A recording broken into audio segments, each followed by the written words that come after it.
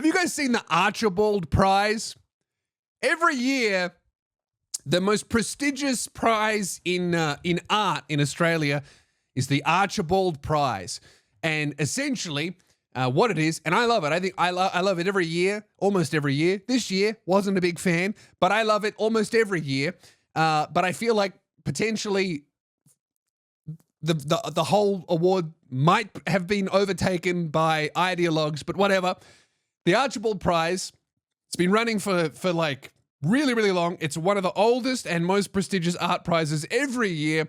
Artists, you have to paint a portrait of a well-known Australian figure, celebrity, cultural icon, athlete, politician, just like an Australian person, right? There's no type of painting you have to do or format. It just has to be a piece of art, a portrait of a person in Australia, an Australian person in Australia. And this year, the winner was not a very good painting. It was not a very good painting. However, the painting was of an Aboriginal woman. And a lot of people are saying this painting only was chosen as the winner because the subject, the portrait, was of an Aboriginal elder, a woman.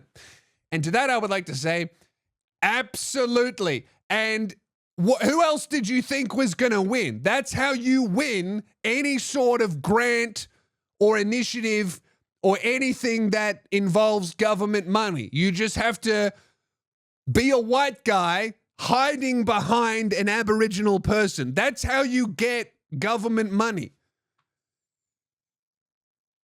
And obviously, there were a lot of other portraits. I had a look at all of the other nominees because I saw the winner and I wasn't impressed with the painting. And I thought, okay, well, maybe I should have a look at some of the other nominees.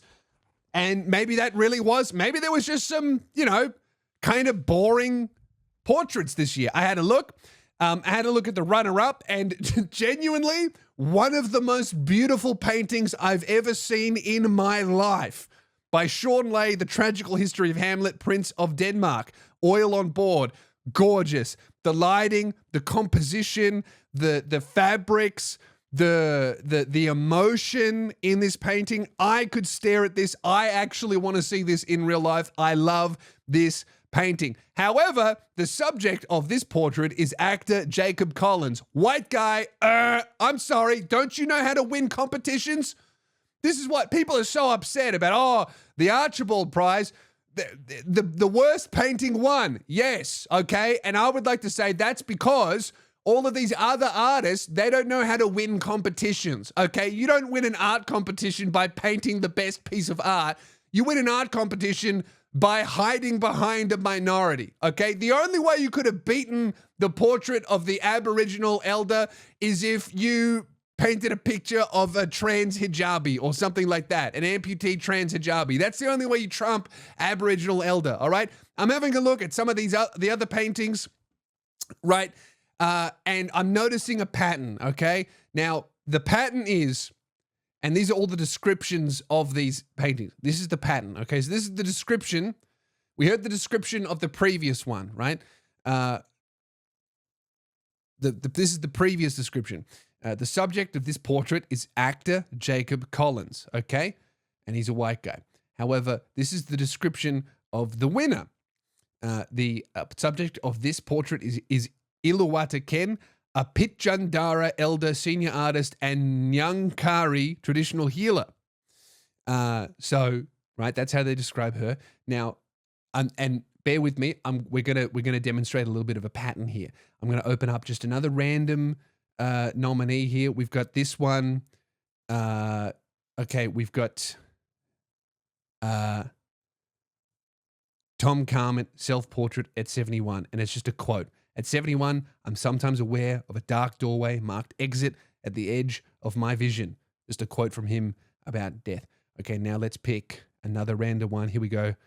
We're going to go, here's another painting of an Aboriginal person. Robert Fielding, subject is Adrian Dodd, a ceremonial dancer and teacher known for the Chintir Chintir Chibuga, right? And now let's pick a random white person. Here we go. Stephanie Galloway Brown.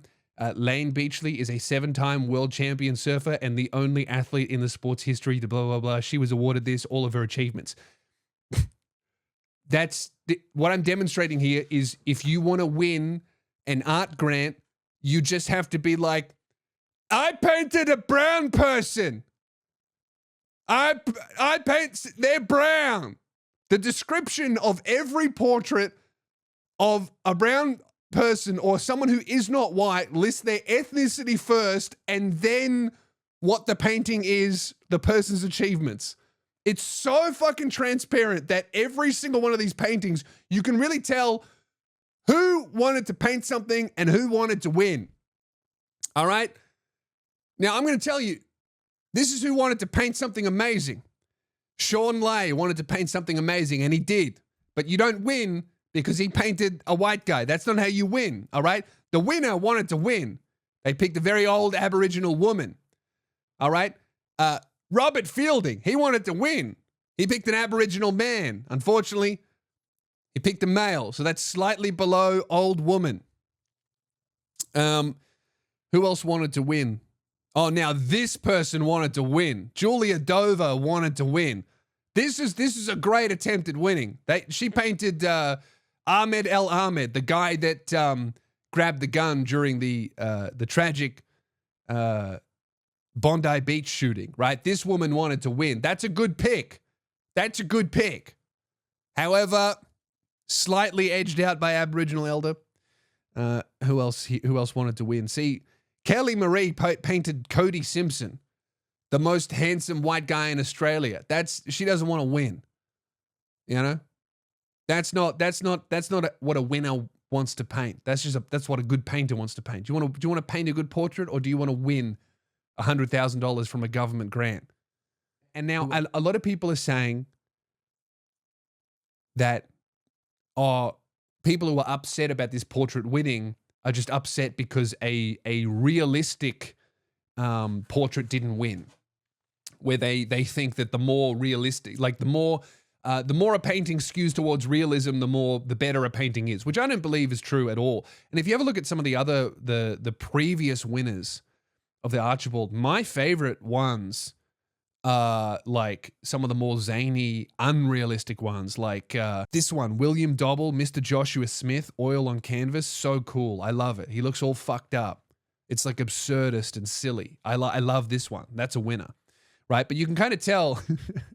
I found this a top 10 list of the best Archibald winner from each decade since it started. It started in the 1920s, right? And you can actually see where the people handing out the prize started to skew it ideologically, because every painting for like literally 100 years is just like a cool painting.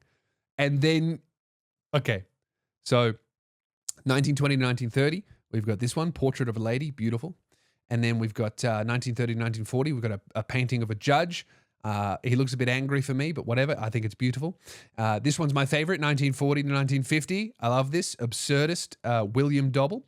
And then we've got 1951 to 1960. This is our first Aboriginal man. Beautiful painting, oil on canvas. I love this. I think it's really cool. Then we've got this one. I also love this one. I love the absurdist ones. I love the weird ones. John Molvig, Charles Blackman, beautiful painting. Then we have this one, again, bit strange, oil on canvas, scratchy, swirly. I like this one, very beautiful. This one is actually my favorite, 1980 to 1990, just an old man with his tits out and a hose. This is like quintessential Australian. I reckon I've seen this in every front yard every Sunday of my life. And then we get to, we're up to where the judges started to skew it a little bit. 1990 to 2000, Grumpy Old Lady. I love the light in this one, beautiful. And 2000 to 2010, beautiful portrait of an Indigenous man.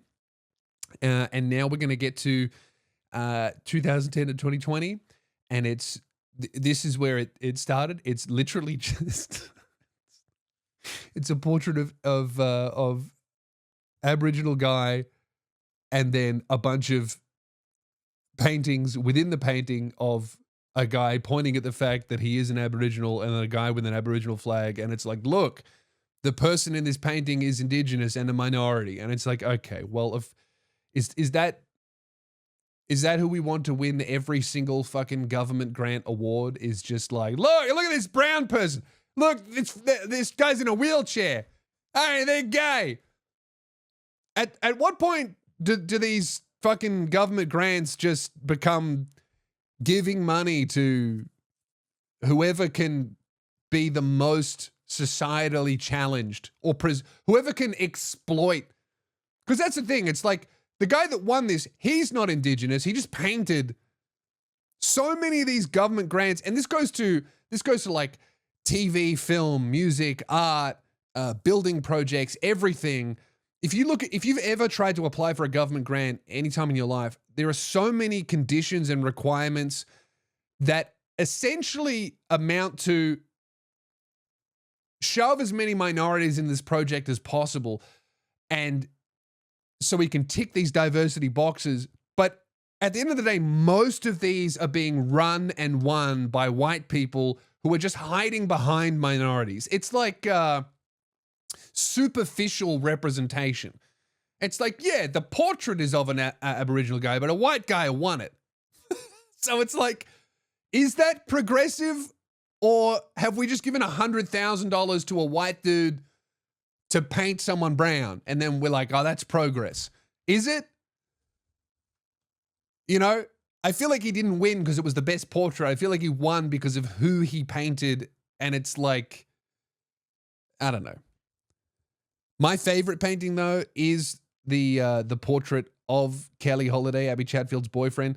This is perhaps the most terrifying portrait I have ever seen in my fucking life. If I saw this in my house, in my hallway, I would have a heart attack. I don't know what's going on here, but it's very disconcerting and it makes me very scared. I don't like it. It's off-putting. I don't know what's going on with this painting, but if I saw it, it's the type of painting that I feel like you would see in your grandmother's house when you're 9 years old, and it would stop you from going to the bathroom at night because you didn't want to walk past the painting. That's what this looks like. I don't like it. It's very scary. And you know what? If I was an immigration official sitting at the US border between Canada and America, and I saw this walk in, I'd be like, no, you can't come in based on vibes. But again, the person that painted this is a person who knows how to win a grant, all right? The Archibald Prize is not about painting the best painting. It's about picking the best subject that will make the white lady judges decide it's the most progressive option to let win. That's another thing about all these grants. All of the committees that decide who wins the grants, they always skew it to be progressive and representation and da-da-da-da-da, but the entire council is generally run by white, well-off government employee women. And it's like representation for people who are or superficial representation for grants receivers, but no actual representation for the councils that control where the money goes. So it's like just this like artistically hollow, hypocritical, fucking performative pretend progressivism that at the end of the day is just a council of white people giving $100,000 to a white person to paint a brown person. And they'll be like, oh, we did a great job, didn't we? We saved the world. No, can we get a good painting in there, fucking please?